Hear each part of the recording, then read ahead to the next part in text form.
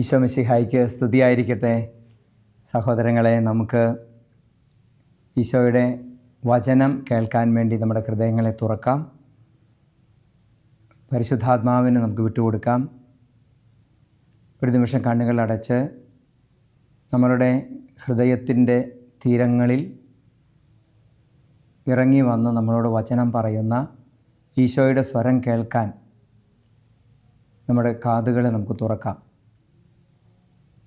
നമുക്ക് വേണ്ടി വചനം മാംസമായി വന്ന ഈശോ പിതാവിൻ്റെ ഹിതമനുസരിച്ചുള്ള വചനങ്ങൾ നമ്മളെ അറിയിക്കുകയും വചനമാകുന്ന തന്നിലേക്ക് തന്നെ നമ്മളെ ആകർഷിക്കുകയും ചെയ്യുമ്പോൾ ഈശോയിൽ ആഴപ്പെട്ട് വസിക്കുന്ന ക്രിസ്തുവിലായിരിക്കുന്നവൻ പുതിയ സൃഷ്ടിയാണ് എന്ന ആ വചനപ്രകാരം പുതിയ സൃഷ്ടികളാകുവാൻ നമ്മളെ വിളിക്കുന്ന ആ സ്നേഹത്തിലേക്ക് നമുക്ക് നമ്മുടെ ഹൃദയങ്ങളെ ചേർത്ത് നിർത്താം.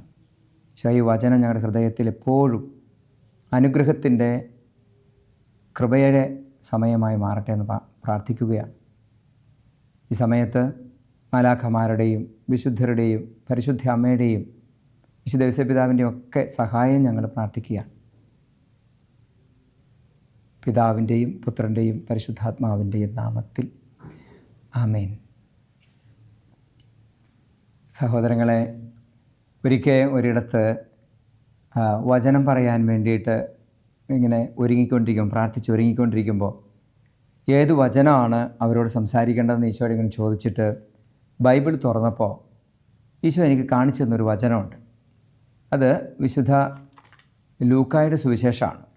ലൂക്കായുടെ സുവിശേഷത്തിൽ 19-ാമത്തെ അധ്യായത്തിൻ്റെ 28 മുതലുള്ള തിരുവചനങ്ങളാണ്. കുറേ വചനങ്ങളുണ്ട്. അത് പ്രധാനമായിട്ട് ജെറുസലേമിലേക്ക് ഈശോ രാജകീയമായി പ്രവേശിക്കുന്നതും അതുമായി ബന്ധപ്പെട്ട കുറേ കാര്യങ്ങളാണ്.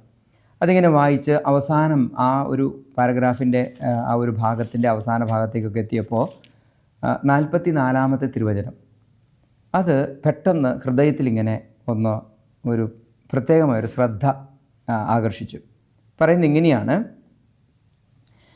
41 മുതൽ തിരുവചനങ്ങളിൽ ജെറുസലേം പട്ടണത്തെക്കുറിച്ച് ഈശോ ഇങ്ങനെ പറയുന്നതാണ്. അതിന് 44 പറയുകയാണ്: നിന്നെയും നിൻ്റെ മക്കളെയും നശിപ്പിക്കുകയും നിന്നിൽ കല്ലിന്മേൽ കല്ല് ശേഷിക്കാതിരിക്കുകയും ചെയ്യും. എന്ന് പറഞ്ഞാൽ, ജെറുസലേം നിനക്ക് വേണ്ടി എത്രമാത്രം ഞാൻ അധ്വാനിച്ചു, എന്നിട്ടും നീ മനസ്സ് തിരിയുന്നില്ലല്ലോ. എന്നിട്ട് അതുകൊണ്ട് ഇതിനകത്ത് വലിയ തകർച്ചകൾ വരും. എന്നിട്ട് പറയുകയാണ്, എന്തെന്നാൽ നിൻ്റെ സന്ദർശന ദിനം നീ അറിഞ്ഞില്ല. അപ്പോൾ ഈ ഇസ്രായേൽ ജനത്തിനു വേണ്ടിയിട്ട് കർത്താവ് ധാരാളം അത്ഭുതങ്ങളും അടയാളങ്ങളും പ്രവർത്തിച്ചു. ഒത്തിരി നന്മ ഒത്തിരി പ്രബോധനങ്ങൾ, പിതാവിൻ്റെ ഇഷ്ടം അതുപോലെ തന്നെ അവരെ അറിയിച്ചു. എന്നിട്ടും ഈ ജെറുസലേമിൽ വെച്ച് ഈശോ ക്രൂശിക്കപ്പെടാൻ പോവുകയാണ്. ഈ ജെറുസലേമിലേക്കുള്ള അവസാനത്തെ പ്രവേശനമാണ് ആ കാണുന്നത്, രാജകീയ പ്രവേശനം. അത് കഴിഞ്ഞാൽ പിന്നെ ഈശോ പീഡാസഹനമാണ്. ഈശോയുടെ പീഡാസഹനവും കുരിശുമരണമാണ് വരാൻ പോകുന്നത്. അപ്പോൾ ഈ ഇസ്രായേൽ ജനം, അല്ലെങ്കിൽ ജെറുസലേം എന്ന് പറയുന്നത് ഇസ്രായേൽ ജനത്തിൻ്റെ, ദൈവജനത്തിൻ്റെ ഒരു പ്രതീകം. അപ്പോൾ ദൈവജനത്തിൻ്റെ കേന്ദ്രമാകുന്ന, ആരാധനയുടെ കേന്ദ്രമാകുന്ന ജെറുസലേം, ഈ ജെറുസലേമിലേക്ക് ഈശോ കയറി വരുമ്പോൾ, രാജാതിരാജനായി കയറി വരുമ്പോൾ, പ്രവചനങ്ങളുടെ പൂർത്തീകരണമായി ഇതാ അവൻ രക്ഷകൻ മിശിഹ ഒരു കഴുതക്കുട്ടിയുടെ പുറത്ത് എളിയമയുള്ളവനായി വിനീതനായി കയറി വരുന്നു എന്നുള്ള ധാരാളം പ്രവചനങ്ങൾ കിടക്കുക. ഈ പ്രവചനങ്ങളൊക്കെ പൂർത്തീകരണമായിട്ട് ഈശോ കയറി വരുമ്പോഴും ഈശോയെ അംഗീകരിക്കാത്ത, ഈശോയെ കൊല്ലാൻ വേണ്ടി ചിന്തിക്കുന്ന ഒരു സമൂഹം അവിടെ നിലനിൽക്കുകയാണ്. അപ്പം ഇവരെ നോക്കിയിട്ട് കർത്താവ് പറയാണ്, നിൻ്റെ സന്ദർശന ദിനം നീ അറിഞ്ഞില്ല. സഹോദരങ്ങളെ, ഇത് വായിച്ചപ്പോൾ ഞാൻ ഒന്ന് ഞെട്ടിപ്പോയി. അവിടെ വചനം പ്രസംഗിക്കാൻ വേണ്ടി പോകുന്ന ഒരു പശ്ചാത്തലത്തിൽ ഈശോ തന്നതുകൊണ്ട് ആ ജനത്തോട് പറയേണ്ട ഒരു വചനവുമാണ് എന്ന് ഈശോ എനിക്കൊരു ബോധ്യം തന്നു. പ്രിയ സഹോദരങ്ങളെ, നമ്മൾ മനസ്സിലാക്കേണ്ട ഒരു യാഥാർത്ഥ്യമുണ്ട്. നമ്മുടെ ഓരോരുത്തരുടെയും സന്ദർശന സമയമുണ്ട്. സന്ദർശന സമയം എന്ന് പറഞ്ഞാൽ ദൈവം നമ്മളെ സന്ദർശിക്കുന്നൊരു സമയമുണ്ട്. ഓരോരുത്തരുടെയും ജീവിതത്തിൽ പരിശുദ്ധാത്മാവ് ഇടപെടുന്ന സമയമുണ്ട്. അപ്പോൾ ഈ സന്ദർശന സമയം നമ്മൾ അറിഞ്ഞില്ലെങ്കിൽ അത് നമുക്ക് വലിയ പ്രത്യാഘാതങ്ങൾക്കും തകർച്ചയ്ക്കും കാരണമാകും. അത് നമുക്ക് പ്രത്യാഘാതങ്ങളും തകർച്ചകളും ഉണ്ടാകുമ്പോൾ ദൈവം ചെയ്തു എന്ന് വിളിക്കരുത്. മറിച്ച് അത് നമ്മൾ ആ സന്ദർശന സമയം തിരിച്ചറിയാത്തതുകൊണ്ടും നമ്മൾ ദൈവത്തെ സ്വീകരിക്കുവാൻ ഹൃദയം ഒരുക്കാത്തത് കൊണ്ടും നമുക്ക് സംഭവിക്കുന്ന ഒരു പ്രത്യാഘാതമാണത്. അതിൻ്റെ ഒരു പരിണിത ഫലമാണത്. അപ്പോൾ നമ്മുടെ രക്ഷയ്ക്ക് വേണ്ടി, നമ്മുടെ അനുഗ്രഹത്തിന് വേണ്ടി, നമ്മുടെ സമൃദ്ധിക്ക് വേണ്ടി കർത്താവ് അയക്കുന്ന വചനവും കർത്താവ് അയക്കുന്ന ശുശ്രൂഷയും കർത്താവ് അയക്കുന്ന ദൂതരെയും നമ്മൾ സ്വീകരിക്കാതെ പോയാൽ നമുക്ക് കിട്ടേണ്ട അനുഗ്രഹം ഒന്നും കിട്ടാതെ പോകും. എന്ന് മാത്രമല്ല, അനുഗ്രഹമില്ലാത്തത് കൊണ്ട് അവിടെ തകർച്ച തന്നെ വന്നു കയറും. അതുകൊണ്ടാണ് ഈശോ അവിടെ ആ ജെറുസലേം നഗരത്തെക്കുറിച്ചുള്ള വലിയ വേദനിക്കുന്ന കാര്യങ്ങൾ പറഞ്ഞിട്ട് പറയുകയാണ്. കാരണം എന്തെന്നാൽ നിൻ്റെ സന്ദർശനം നീ അറിഞ്ഞില്ല, സന്ദർശന ദിനം നീ അറിഞ്ഞില്ല.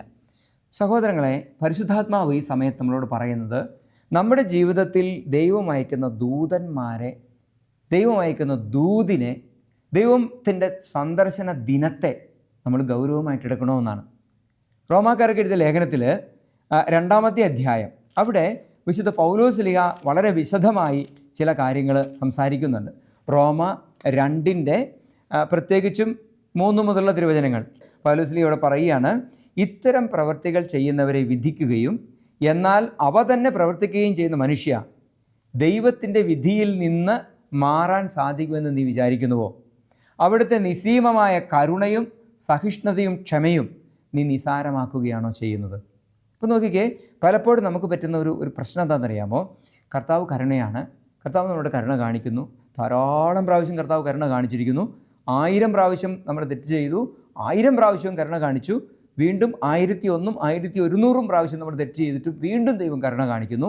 അങ്ങനെ ദൈവത്തിൻ്റെ കരുണ നമ്മളെ മേൽ ധാരാളം വർഷിക്കപ്പെടുന്നതുകൊണ്ട് നമ്മളതിനെ it's okay, taken four granted എന്ന് കേട്ടില്ലേ? ഇറ്റ്സ് ഓക്കെ, നമുക്കങ്ങനെ ജീവിച്ചാലും കുഴപ്പമില്ല, കർത്താവ് ക്ഷമിക്കും. ഇങ്ങനെയുള്ളൊരു ഉദാസീനമായ ഒരു മനോഭാവത്തിലേക്ക്, ദൈവ കരുണയെ നിസാരവൽക്കരിക്കുന്ന ഒരവസ്ഥയിലേക്ക് മനുഷ്യൻ്റെ മനസ്സ് അധപതിക്കാനുള്ള സാധ്യതയുണ്ട്. ഇതിനെക്കുറിച്ച് വിശുദ്ധ പൗലോസ്ലീഹ പറയുകയാണ്, അവിടുത്തെ നിസ്സീമമായ കരുണയും സഹിഷ്ണുതയും ക്ഷമയും നീ നിസാരമാക്കുകയാണോ ചെയ്യുന്നത്? നിന്നെ അനുതാപത്തിലേക്ക് നയിക്കുകയാണ് ദൈവത്തിൻ്റെ കരുണയുടെ ലക്ഷ്യം എന്ന് നിനക്കറിഞ്ഞുകൂടെ? റോമ 2:4, 5 തിരുവചനം, 4-ാമത്തെ തിരുവചനം ഇപ്പോൾ വായിച്ചത്. തുടർന്ന് 5-ാമത്തെ തിരുവചനം പറയുകയാണ്, എന്നാൽ ദൈവത്തിൻ്റെ നീതിയുക്തമായി വിധി വെളിപ്പെടുന്ന ക്രോധത്തിൻ്റെ ദിനത്തിലേക്ക് നീ നിൻ്റെ കഠിനവും അനുതാപരഹിതവുമായ ഹൃദയം നിമിത്തം നിനക്കു തന്നെ ക്രോധം സംഭരിച്ചു വയ്ക്കുകയാണ് ചെയ്യുന്നത്. ഒന്ന് നോക്കിക്കേ, ദൈവം കരുണയാണ്, ശരിയാണ്. പക്ഷേ ദൈവത്തിൻ്റെ കരുണയെ വളരെ നിസാരമായി കണ്ട് അതിനെ ടേക്കൺ ഫോർ ഗ്രാൻഡഡ് ആയിട്ടുള്ള, അങ്ങനെ ഒരു ഉദാസീനമായി അതിനെ കൈകാര്യം ചെയ്യുന്ന രീതിയിലേക്ക് നമ്മൾ എത്ര കേട്ടാലും മാനസാന്തരമില്ലാതെ, ഏത് വചനം പറഞ്ഞാലും അതിനെക്കുറിച്ച് ചിന്തിക്കാതെ, ഇതൊക്കെ അങ്ങനെ പലതും കേൾക്കും, പക്ഷേ എനിക്ക് എൻ്റെ വഴി, ദൈവം ക്ഷമിച്ചോളും, അങ്ങനെ ഒരു ലാഘവ ബുദ്ധിയോടുകൂടിയാണ് നമ്മൾ ജീവിക്കുന്നതെങ്കിൽ വിശുദ്ധ പൗലോസ്ലീഹ പറയുകയാണ്, അങ്ങനെയല്ല, മറിച്ച് നിന്നെ അനുതാപത്തിലേക്ക് നയിക്കുക എന്നുള്ളതാണ് ദൈവത്തിൻ്റെ കരുണയുടെ ലക്ഷ്യം. എന്തിനാണ് ദൈവം എന്നോട് കരുണ കാണിക്കുന്നത്? എന്തിനാണ് ദൈവം എന്നോട് കരുണ കാണിക്കുന്നത്? ഞാൻ അനുതപിക്കണം. ഞാൻ അനുതപിക്കാൻ വേണ്ടി ദൈവം എൻ്റെ വിധിയുടെ സമയം മാറ്റിവെക്കുക, എന്നിട്ട് കരുണ കാണിച്ചുകൊണ്ടിരിക്കുകയാണ്. ഓരോ പ്രാവശ്യവും ദൈവം കരുണ കാണിക്കുമ്പോൾ ആ നിമിഷം നമ്മൾ അനുതപിക്കുമെന്നാണ് കർത്താവിൻ്റെ ഒരു വിചാരം, ഒരു ആഗ്രഹം. അതിനു വേണ്ടിയിട്ടാണ് നമുക്ക് സാഹചര്യങ്ങളും സമയങ്ങളും നീട്ടി തരുന്നത്.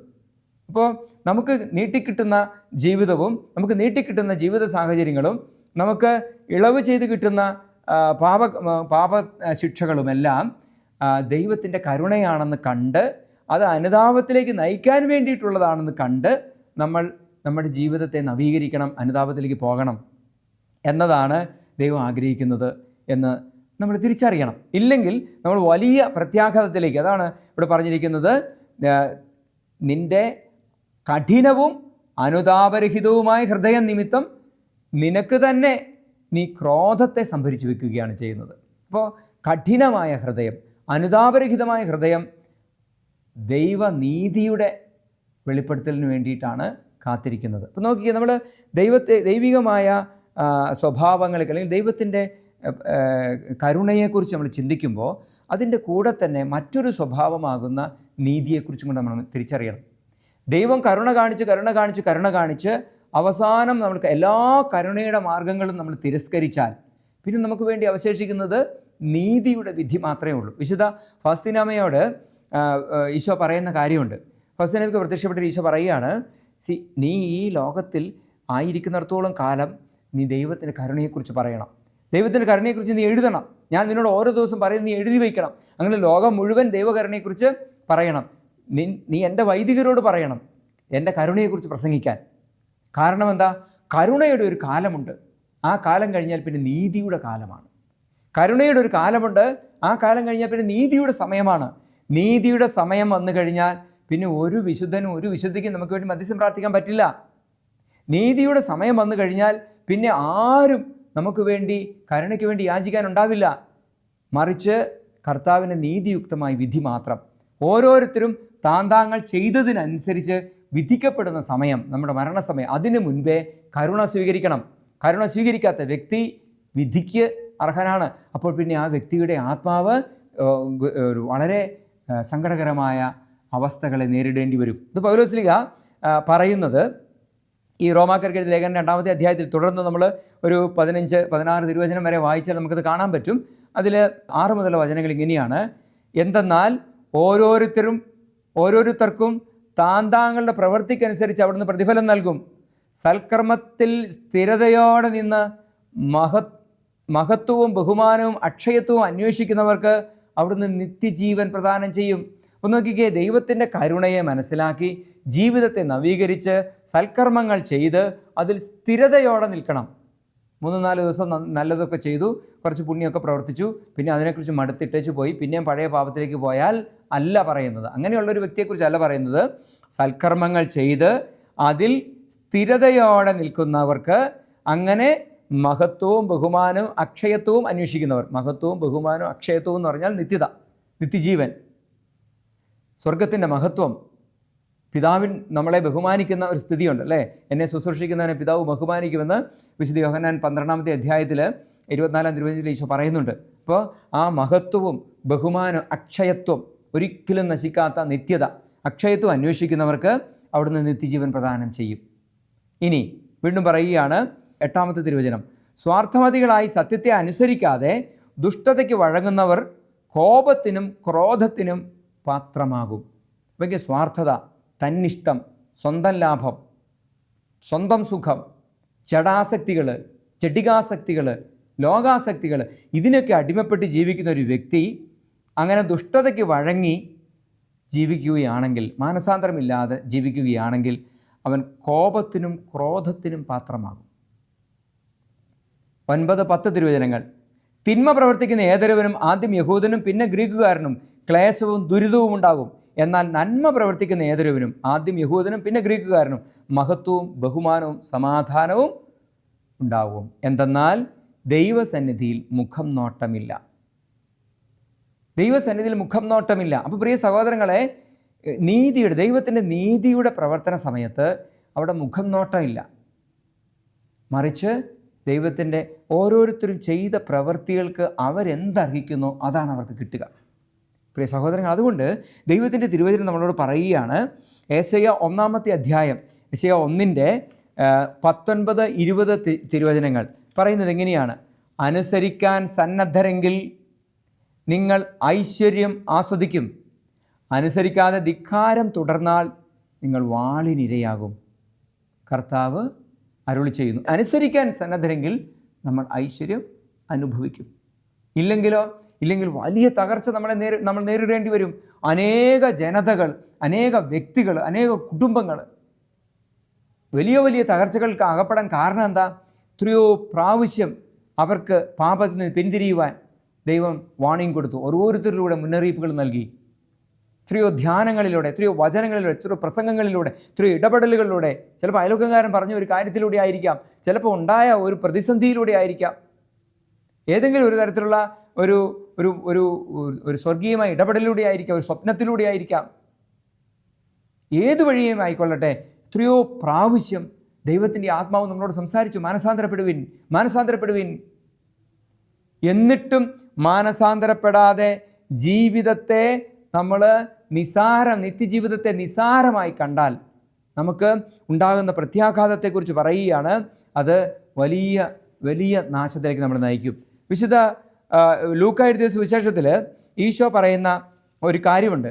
വിശുദ്ധ ലൂക്ക 13-ാമത്തെ അധ്യായത്തിൻ്റെ 4 മുതലുള്ള തിരുവചനങ്ങൾ. അവിടെ ഈശോ അവിടെ ഉണ്ടായ ഒരു വലിയൊരു പ്രതിസന്ധിയെക്കുറിച്ച് ഈശോയോട് അവിടെ ആൾക്കാർ വന്ന് പറയുകയാണ്, കർത്താവേ, അവിടെ ഒരു ഗോപുരം ഇടിഞ്ഞു വീണിട്ട് കുറേ പേര് മരിച്ചു. ഇങ്ങനെയുള്ള സങ്കടങ്ങൾ വന്ന് ഈശോയോട് പറയുകയാണ്. അതുപോലെ വേറെ കുറച്ച് പേര് വന്ന് പറഞ്ഞു, ഗലീലിക്കാരെ ഏതാനും പേരുടെ ബലികളിൽ അവരുടെ രക്തം കൂടി പീലാത്തോസ് കലർത്തി, എന്നാൽ അവരെയും കൂടെ കൊന്നുകളഞ്ഞു ബലിയർപ്പിക്കാൻ പോയവരെ. അപ്പം ഇങ്ങനത്തെ സങ്കടങ്ങൾ പറയുമ്പോൾ ഈശോ ചോദിക്കുന്നതാണ് 13:4-5 തിരുവചനങ്ങൾ. സീലോഹായിലെ ഗോപുരം ഇടിഞ്ഞു വീണ് കൊല്ലപ്പെട്ട ആ 18 പേർ അന്ന് ജെറുസലേമിൽ വസിച്ചിരുന്ന എല്ലാവരെയും കുറ്റക്കാരായിരുന്നു എന്ന് നിങ്ങൾ വിചാരിക്കുന്നുവോ? അപ്പോൾ അവർ വലിയ പാപികളായതുകൊണ്ടാണെന്ന് വിചാരിക്കുന്നുണ്ടോ? ഇല്ല. പിന്നെന്തോ പറയുകയാണ്, അല്ല എന്ന് ഞാൻ പറയുന്നു, പശ്ചാത്തപിക്കുന്നില്ലെങ്കിൽ നിങ്ങളും അതുപോലെ നശിക്കും. പശ്ചാത്തപിക്കുന്നില്ലെങ്കിൽ നിങ്ങളും അതുപോലെ നശിക്കും എന്ന് പറഞ്ഞാൽ എന്താ? പശ്ചാത്തപിക്കാത്തതാണ് അവരുടെ പ്രശ്നം. പശ്ചാത്തപിക്കുന്ന ഒരു പാപിയെക്കുറിച്ച് പശ്ചാത്താപം ആവശ്യമില്ലാത്ത, അനുതാപം ആവശ്യമില്ലാത്ത 99 നീതിമാന്മാരെക്കാൾ സ്വർഗത്തിൽ സന്തോഷമുണ്ടെന്ന് വചനം പറയാൻ കാരണം എന്താ? പശ്ചാത്താപം ഒരു ആത്മാവിനെ നേടുകയാണ്. പശ്ചാത്തപിക്കാത്ത ഒരു പാപിയുടെ ആത്മാവ് നശിക്കുകയാണ്. അപ്പം അതുകൊണ്ട് മദ്യപാനം ആയിക്കൊള്ളട്ടെ, വ്യഭിചാരം ആയിക്കൊള്ളട്ടെ, അല്ലെങ്കിൽ തെറ്റായ കൂട്ടുകെട്ടുകളും ബന്ധങ്ങളായിക്കൊള്ളട്ടെ, മോശമായ ഈ ലോകത്തിൻ്റെ ജീവിത ശൈലികളായിക്കൊള്ളട്ടെ, ദൈവാത്മാവിനെ നിരാകരിക്കുന്ന, നിഷേധിക്കുന്ന മനോഭാവങ്ങളായിക്കൊള്ളട്ടെ, അങ്ങനെയുള്ള ചിന്താഗതികൾ, റാഷണലിസം പോലുള്ള അങ്ങനെ അതിബുദ്ധി, പ്രിയ സഹോദരങ്ങളെ, ഇങ്ങനെയുള്ള ഓരോ സാഹചര്യത്തിലും ദൈവത്തിൻ്റെ ആത്മാവ് നമ്മളോട് പറയുകയാണ്, അതിൽ നിന്ന് പിന്തിരിഞ്ഞ് വിശുദ്ധിയിലേക്ക് നമ്മൾ വരേണ്ടതുണ്ട്. അതിൽ നിന്ന് പിന്തിരിഞ്ഞ് നമ്മൾ വിശുദ്ധിയിലേക്ക് വന്നാലാണ് നമ്മൾ അനുഗ്രഹം പ്രാപിക്കുക. പശ്ചാത്തപിക്കുന്നില്ലെങ്കിൽ ഓരോരുത്തരും അവരുടെ പാപത്തിൽ നശിക്കുമെന്നാണ് നമ്മൾ മനസ്സിലാക്കേണ്ടത്. വിശുദ്ധ ലൂക്കായുടെ സുവിശേഷത്തിൽ തന്നെ 3-ാമത്തെ അധ്യായത്തിൽ ദൈവരാജ്യത്തിന് വേണ്ടി വഴിയൊരുക്കാൻ വന്ന സ്നാപക യോഹന്നാൻ എന്താ പറയുന്നത്? സ്നാപക യോഹന്നാൻ പറയുകയാണ്, അണലി സന്തതികളെ എന്നൊക്കെ പറഞ്ഞു വിളിച്ച് ഭയങ്കര ശക്തമായ ഇടപെടലുകൾ വിശുദ്ധ സ്നാപക യോഹന്നാനോട് ചെയ്യുന്നുണ്ട്. എന്നിട്ട് 9-ാമത്തെ തിരുവചനത്തിൽ പറയുന്നത് എങ്ങനെയാണ്? വൃക്ഷങ്ങളുടെ വേരിന് കോടാലി വയ്ക്കപ്പെട്ട് കഴിഞ്ഞു. വൃക്ഷങ്ങളുടെ വേരിന് കോടാലി, വേരറുത്താൽ പിന്നെ അത് തീർന്നു. സാധാരണ വൃക്ഷം മുറിക്കുന്നത് എവിടെ വെച്ചിട്ടാണ്? അതിൻ്റെ തായ്തണ്ടിൽ വെച്ച്, അല്ലേ, മെയിൻ സ്റ്റെമ്മാണ്, അതിൻ്റെ കുറ്റി ചോട്ട് വെച്ചിട്ടാണ് മുറിക്കുന്നത്. അത് മുറിച്ചാൽ ആ വൃക്ഷം അങ്ങ് മറിഞ്ഞു വീഴും. പിന്നെ അത് ആ വൃക്ഷത്തിൻ്റെ തടി നമുക്ക് ഉപയോഗിക്കാം, പക്ഷേ അതിൻ്റെ കുറ്റിയിൽ നിന്ന് പിന്നെയും കിളുക്കാം. പക്ഷേ വൃക്ഷത്തിൻ്റെ വേരിന് കോടാലി വെച്ചാലോ, വേരടക്കം മുറിച്ച് മാറ്റിയാലോ, പിന്നെ ആ വൃക്ഷം അവിടെ ഒന്നുമില്ല, ഉന്മൂലനാശനം ചെയ്യപ്പെടുക എന്ന് കേട്ടിട്ടില്ലേ? വേരടക്കം പിഴുത് കളയുക. ഇവിടെ പറയുകയാണ്, വൃക്ഷങ്ങളുടെ വേരിന് കോടാലി വയ്ക്കപ്പെട്ട് കഴിഞ്ഞു. നല്ല ഫലം നൽകാത്ത വൃക്ഷങ്ങളെല്ലാം വെട്ടി തീയിലെറിയപ്പെടും. അപ്പോൾ എനിക്ക് അതിൻ്റെ ഒരു കമ്പ് പോലും കിടന്ന് കിളുക്കാൻ പാടില്ലാത്ത രീതിയിൽ അത് ഇല്ലാതായി, ചാരായിപ്പോവും. പ്രിയ സഹോദരങ്ങളെ, ഇത് ഭയപ്പെടുത്താൻ പറയുന്നതല്ല, ഇത് ആത്മരക്ഷയ്ക്ക് വേണ്ടി. ദൈവത്തിൻ്റെ ഇത്തരം കർക്കശമായ വചനങ്ങൾ ഭീഷണിയല്ല, അത് കരുണയുടെ മറ്റൊരു മുഖമാണ്. കാരണം എന്താ? നമ്മളിപ്പം വീട്ടിൽ നിന്ന് നോക്കിക്കേ, വീട്ടിൽ കുട്ടികളോടൊക്കെ നമ്മൾ ആദ്യം സമാധാനത്തിൽ പറഞ്ഞു, നല്ല വാക്ക് പറഞ്ഞു, മോളെ അങ്ങനെ ചെയ്യരുതെന്ന് പറഞ്ഞു. അത് കഴിഞ്ഞപ്പോൾ കുറച്ചും കൂടെ കർക്കശമായിട്ട് ഇച്ചിരി കൂടെ ഒരു ഗൗരവ സ്വരത്തിൽ പറഞ്ഞു, പിന്നെ ദേഷ്യപ്പെട്ടു, അത് കഴിഞ്ഞപ്പോൾ ചിലപ്പോൾ ഒരു അടി കൊടുത്തു. അപ്പോൾ ഇതെല്ലാം മാതാപിതാക്കന്മാർ ചെയ്യുന്നത് മക്കളെ കൊല്ലാൻ വേണ്ടിയിട്ടാണോ? മക്കളോട് സ്നേഹമില്ലാത്തതുകൊണ്ടാണോ? അല്ല, അവരോടുള്ള കരുണയാണ് അത്. കാരണം എന്താ? ഇവർ ഈ വഴിയിൽ നിന്ന് മാറിയില്ലെങ്കിൽ അവർക്ക് തകർച്ചയാത്. അതറിയാവുന്ന മാതാപിതാക്കന്മാർ ഈ മക്കളോട് വളരെ സ്നേഹത്തോടുകൂടി ആദ്യം ഉപദേശിച്ചു, പിന്നെ പലത് പറഞ്ഞു, പല പ്രാവശ്യം പറഞ്ഞ് കേൾക്കാതെ വരുമ്പോൾ ആ സ്നേഹം ഉള്ളിൽ വെച്ചുകൊണ്ട് തന്നെ ചില ഗൗരവമായ ഇടപെടലുകൾ നടത്തുകയാണ്, അല്ല കർക്കശമായ നിർദ്ദേശങ്ങളും ഉപദേശങ്ങളും കൊടുക്കുകയാണ്. ഒന്ന് നോക്കിയേ, ഇവിടെ അത് തന്നെയാണ് നമ്മൾ കാണുന്നത്. ദൈവവചനത്തിൽ വളരെ കർക്കശമായ ചില വചനങ്ങൾ, നമ്മൾ ചില ഇടപെടലുകൾ, ചില നിർദ്ദേശങ്ങൾ, ചില വഴി നടത്തലുകൾ നമ്മൾ കാണുമ്പോൾ അത് ദൈവത്തിൻ്റെ ക്രോധമായിട്ടോ ദൈവത്തിൻ്റെ ക്രൂരതയായിട്ടോ അല്ല കാണേണ്ടത്. അതും ദൈവത്തിൻ്റെ കരുണയാണ്. കാരണം എന്താ? അതെങ്കിലും നീ കേട്ടില്ലെങ്കിൽ നിൻ്റെ ജീവിതത്തിന് വലിയ തകർച്ചയുണ്ടാകും. അതെങ്കിലും നീ കേട്ട് നിൻ്റെ ജീവിതത്തെ മാനസാന്തരപ്പെടാൻ നീ അനുവദിക്കുന്നില്ലെങ്കിൽ, നീ അതിന് പരിശ്രമിക്കുന്നില്ലെങ്കിൽ നിൻ്റെ ജീവിതം വലിയ തകർച്ചയിലേക്ക് പോകും. പശ്ചാത്തപിക്കുന്നില്ലെങ്കിൽ നിൻ്റെ ജീവിതം തകർച്ചയിലേക്ക് പോകും. പ്രിയ സഹോദരങ്ങളെ, അതുകൊണ്ട് നമ്മൾ എപ്പോഴും നമ്മുടെ സന്ദർശനത്തിൻ്റെ ദിനം അറിയണം. ദൈവം നമ്മുടെ ജീവിതത്തിൽ ഇടപെടുന്ന ദിനം നമ്മൾ അറിയണം. അത് ഒരു ദിവസമായിരിക്കണമെന്നില്ല. ജീവിതത്തിൽ ഉടനീളം, ചിലപ്പോൾ എല്ലാ ദിവസവും ചില സമയങ്ങളിൽ ദൈവം നമ്മളോട് ഇങ്ങനെ ചിലത് പറയും. ചില സമയത്ത് എൻ്റെ ജീവിതത്തിൽ തന്നെ വലിയ മാനസാന്തരങ്ങൾ ഉണ്ടാക്കിയിരിക്കുന്നത് ഇതുപോലെ. ചിലപ്പോൾ ഞാൻ തെറ്റ് ചെയ്യാത്ത സമയത്ത് പോലും ചിലർ നമ്മളെ അക്യൂസ് ചെയ്യും. ചില അയാൾ അങ്ങനെ ചെയ്തു ഇങ്ങനെ ചെയ്തു എന്ന് പറയും. അല്ലെങ്കിൽ നമ്മൾ മനസ്സിൽ വിചാരിക്കാത്ത കാര്യം ചെയ്തു എന്ന് പറയും, അല്ലെങ്കിൽ അങ്ങനെ പറഞ്ഞു എന്ന് പറയും. ഇങ്ങനെ എന്തെങ്കിലും ഒരു കുറ്റപ്പെടുത്തൽ വരും. അപ്പോൾ നമ്മൾ എന്ത് ചെയ്യും? സാധാരണ പണ്ട് എനിക്കറിയത്തില്ലായിരുന്നു, പിന്നെ എനിക്കൊരു ഇച്ചിരി ആധ്യാത്മിക ബോധ്യമൊക്കെ കിട്ടിയ സമയത്ത് ഞാൻ മെല്ലെ അതിനെക്കുറിച്ചൊന്ന് ധ്യാനിക്കാൻ തുടങ്ങി. എന്തുകൊണ്ടാണ് ഈ ഒരു കാര്യം ഈശോ എൻ്റെ ജീവിതത്തിൽ അനുവദിക്കുന്നത്? അങ്ങനെ നോക്കുമ്പോൾ ഞാൻ പലപ്പോഴും കണ്ടിരിക്കുന്നതാണ്, അതോ അതുമായി ബന്ധപ്പെട്ടതോ ആയ ചില മനോഭാവങ്ങൾ എന്നിലുണ്ടാവാം. അപ്പോൾ ആ മനോഭാവം എന്നിൽ നിന്ന് മാറ്റമുണ്ടാകാൻ വേണ്ടിയിട്ടാണ് ദൈവം അത് മുൻകൂട്ടി കണ്ട് അത് ഞാൻ ചെയ്തതുപോലെ പറയുന്നത്. ഉദാഹരണത്തിന്, ഞാൻ ഒരാളെക്കുറിച്ച് മോശം പറഞ്ഞു എന്ന് ആരെങ്കിലും പറഞ്ഞാൽ അയാളെക്കുറിച്ച് മോശമൊന്നും പറഞ്ഞിട്ടുണ്ടാവണമെന്നില്ല, ചിലപ്പോൾ അയാളെക്കുറിച്ച് ഒരു നെഗറ്റീവ് ചിന്ത എൻ്റെ മനസ്സിൽ കാണും. അയാൾ ശരിയല്ലല്ലോ എന്നൊരു ചിന്ത എൻ്റെ മനസ്സിൽ കാണുമായിരിക്കും. അപ്പോൾ അങ്ങനെ ഒന്ന് എൻ്റെ മനസ്സിലുണ്ട് എന്ന് ഞാൻ അറിയാതെ പോയിക്കൊണ്ടിരിക്കുകയാണ്, അല്ലെങ്കിൽ ഞാനത് ഗൗരവമായിട്ട് എടുക്കാതെ പോയിക്കൊണ്ടിരിക്കുക. അപ്പോൾ അത് ഞാൻ ഗൗരവമായിട്ട് എടുക്കേണ്ടതിന് കർത്താവ് എന്ത് ചെയ്യും? കർത്താവ് ഇടപെട്ടിട്ട് എന്നോട് സംസാരിക്കും വേറൊരു വ്യക്തിയിലൂടെ. ആ വ്യക്തി പറയും, ഇയാളിങ്ങനെ പറഞ്ഞതായിട്ട് ഞാൻ അറിഞ്ഞു എന്ന് പറയും. അപ്പോൾ നോക്കിക്കേ, അന്നേരം പെട്ടെന്ന് ഞാനങ്ങനെ പറഞ്ഞിട്ടില്ലെന്ന് പറഞ്ഞാൽ അയാളോട് ഞാൻ വഴക്കുകൂടാൻ പോയാലോ? അയാൾ വഴക്കുകൂടാൻ പോയാൽ ദൈവത്തിൻ്റെ സന്ദർശന ദിനം ഞാൻ തിരിച്ചറിയാതെ പോകും. എന്നാൽ ഞാനത് എന്തുകൊണ്ടായിരിക്കും പോലും കർത്താവ് ഇത് അനുവദിച്ചത് എന്ന് ചിന്തിക്കാൻ തുടങ്ങിയാലോ, ദൈവത്തിൻ്റെ സന്ദർശന ദിനം ഞാൻ അറിയും. അപ്പോൾ എൻ്റെ ജീവിതത്തിൽ ഞാൻ മാറ്റം വരുത്തും. അങ്ങനെ ഒരു ചിന്ത എൻ്റെ മനസ്സിലുണ്ടല്ലേ, ഞാനത് ഉപേക്ഷിക്കുന്നു. ഞാൻ ആ മനുഷ്യനെക്കുറിച്ച് അങ്ങനെ ചിന്തിക്കുന്നില്ല. ചിലപ്പോൾ അതിന് വേറൊരു വശം കാണുമായിരിക്കും. എന്നിട്ട് അയാളെക്കുറിച്ചുള്ള നല്ലതെന്താണെന്ന് ഞാൻ അന്വേഷിക്കുക, എന്നിട്ട് ഞാനത് ചിന്തിക്കാൻ തുടങ്ങുക, മനസാന്തരമായി. അപ്പോൾ അതിൻ്റെ ആ ഒരു പാപത്തിൻ്റെ പ്രത്യാഘാതം നമുക്കില്ലാതെ പോയി. പ്രിയ സഹോദരങ്ങളെ, ഇവിടെ ഹെബ്രായർക്ക് ലേഖനം 4-ാമത്തെ അധ്യായത്തിൽ ദൈവത്തിൻ്റെ തിരുവചനം വളരെ വ്യക്തമായി, ഹെബ്രായർ 4 ദൈവത്തിൻ്റെ തിരുവചനം വളരെ വ്യക്തമായിട്ട് പറയുകയാണ്. 2 മുതലുള്ള തിരുവചനങ്ങൾ ഞാനൊന്ന് വായിക്കാം. 2 അതിന് കുറച്ചിങ്ങോട്ടേക്കുള്ള വചനങ്ങൾ വായിക്കാം. അവിടെ പറയുകയാണ്, അവർക്കെന്ന പോലെ തന്നെയാണ് നമുക്കും സുവിശേഷം ലഭിച്ചത്. അവർക്കെന്ന് പറഞ്ഞാൽ പഴയ നിയമ കാലഘട്ടത്തിൽ ജീവിച്ച മനുഷ്യർക്ക് എന്നതുപോലെ തന്നെയാണ് നമുക്കും സുവിശേഷം ലഭിച്ചിരിക്കുന്നത്. എന്നാൽ അവർ കേട്ട വചനം അവർക്ക് പ്രയോജനപ്പെട്ടില്ല, അവർ മാനസാന്തരപ്പെട്ടില്ല. അതുകൊണ്ട് അവർക്ക് വലിയ പ്രത്യാഘാതങ്ങളുണ്ടായി പഴയ നിയമത്തിൽ. എന്നാൽ അവർ കേട്ട വചനം അവർക്ക് പ്രയോജനപ്പെട്ടില്ല, കാരണം അവരത് വിശ്വസിച്ചില്ല. അപ്പോൾ ദൈവവചനത്തെ അവർ ഗൗരവമായിട്ട് എടുത്തില്ല. എന്നാൽ വിശ്വസിച്ചവരായ നാം വിശ്രമത്തിലേക്ക് പ്രവേശിക്കുന്നു, എന്നാൽ നിത്യതയിലേക്ക് പ്രവേശിക്കുന്നു. നമുക്ക് ഈ ലോകത്തിലും വരാനിരിക്കുന്ന ലോകത്തിലും വലിയ സന്തോഷത്തിൻ്റെ സമ്മാനങ്ങൾ ദൈവത്തിൽ നിന്ന് ലഭിക്കുന്നത് നമ്മൾ ദൈവവചനത്തെ വിശ്വസിച്ച് അതനുസരിച്ച് ജീവിതം ക്രമീകരിക്കുന്നത് കൊണ്ടാണ്. 6-ാമത്തെ തിരുവചനം പറയുകയാണ്, മുമ്പ് സുവിശേഷം ശ്രവിച്ചവരാകട്ടെ അനുസരണക്കേട് മൂലം പ്രവേശിച്ചിട്ടില്ല. അതിനാൽ അവിടുന്ന് ഒരു പ്രത്യേക ദിവസം, അതായത് ഇന്ന് നിശ്ചയിച്ചിരിക്കുന്നു. ഇന്നെങ്കിലും നിങ്ങൾ എൻ്റെ സ്വരം ശ്രവിച്ചിരുന്നെങ്കിൽ എത്ര നന്നായിരുന്നു. നിങ്ങളുടെ ഹൃദയം കഠിനമാക്കരുത്. ഇന്നെങ്കിലും നിങ്ങൾ ദൈവത്തിൻ്റെ സ്വരം ശ്രവിച്ചിരുന്നെങ്കിൽ. പ്രിയ സഹോദരങ്ങളെ, നമ്മൾ മനസ്സിലാക്കേണ്ട വലിയൊരു യാഥാർത്ഥ്യം ഇതാണ്.